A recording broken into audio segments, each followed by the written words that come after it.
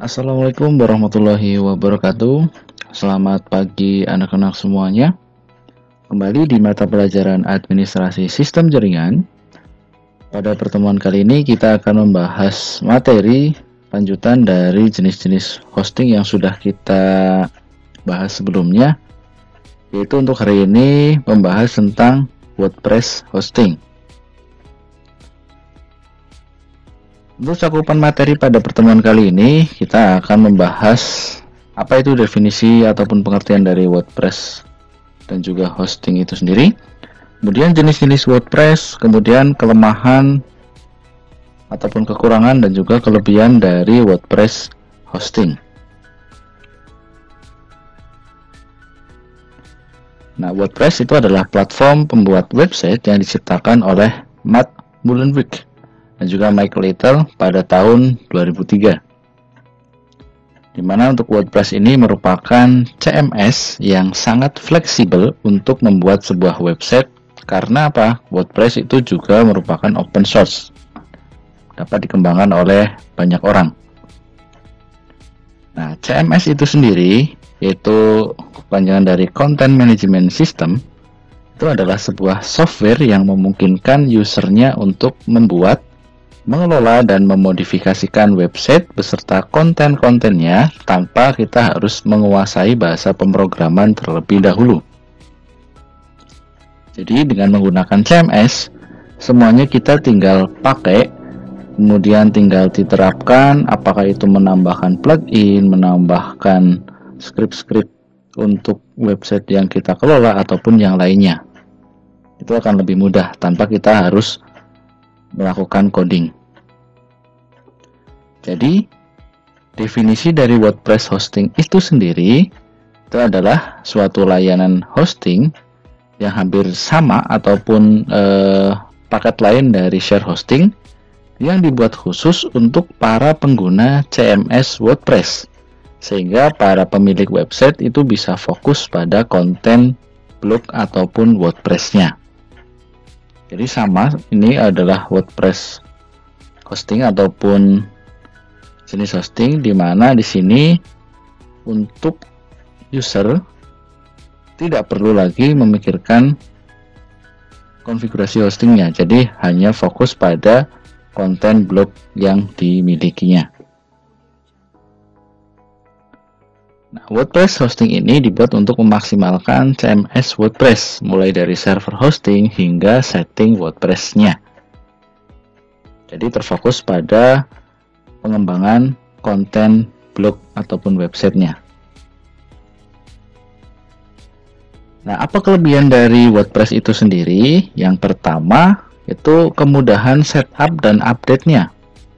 Dan yang kedua, itu mudah untuk dikelola. Dan desain yang dapat disesuaikan dengan user untuk dapat dikembangkan lebih bagus. Kemudian penambahan fungsinya juga banyak, komunitas yang juga besar, dan juga utamanya ini adalah open source, jadi dapat dikembangkan oleh siapa saja.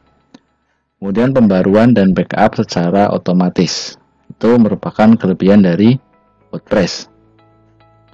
Dan selanjutnya, kekurangan dari WordPress itu sendiri ada beberapa. Yang pertama, ketika menggunakan WordPress hosting, harga yang relatif lebih mahal dibanding jenis hosting pada umumnya.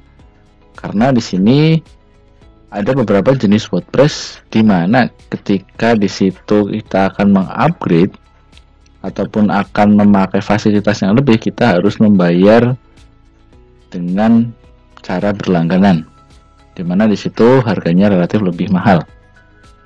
Kemudian keamanannya juga kurang, karena di situ hampir sama seperti share hosting. Kemudian adanya dukungan pihak ketiga yang harus hati-hati dalam memilih paketnya, sehingga kita tidak terjerumus untuk malah merugikan website kita. Kemudian kecepatannya kurang maksimal karena banyak plugin yang terpasang. Kemudian terbatas hanya untuk CMS WordPress saja. Ini untuk hosting WordPress. Kurang kontrol penuh pada hostingnya karena kita hanya memakai untuk pengembangan website itu sendiri. Dan adanya batasan lain seperti disk space dan juga jumlah visitor per bulannya. Itu kita dibatasi kalau kita menggunakan WordPress hosting.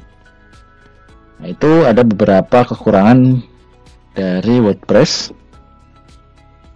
Dan selanjutnya ada dua macam jenis WordPress.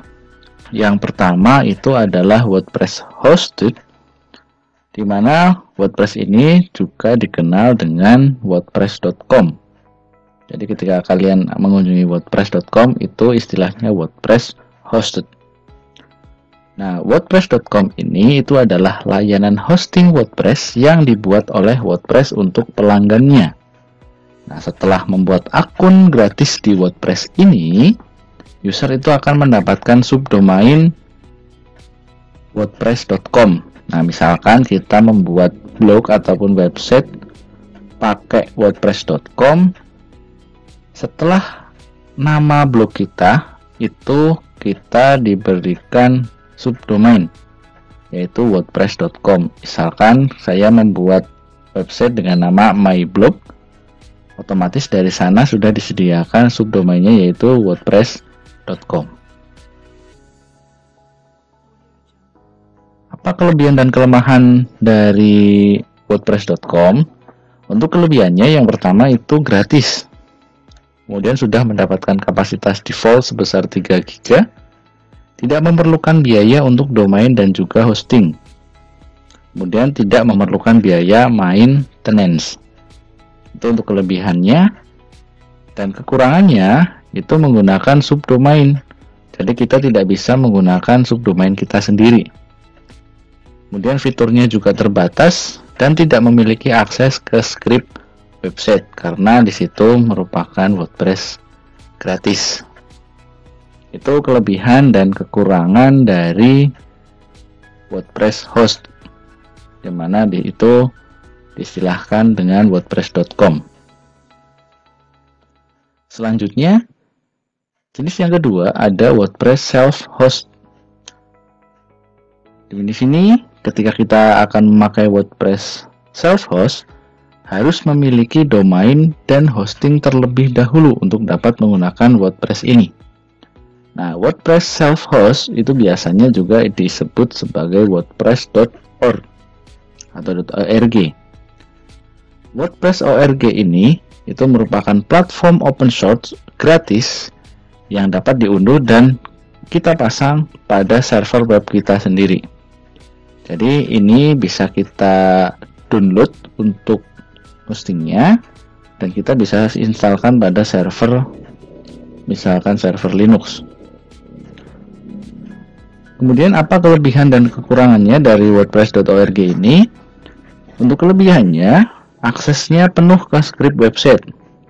Kemudian dapat memasang sendiri tema dan juga pluginnya. Kemudian dapat mengedit script website itu dan juga optimalisasi SEO-nya lebih mudah.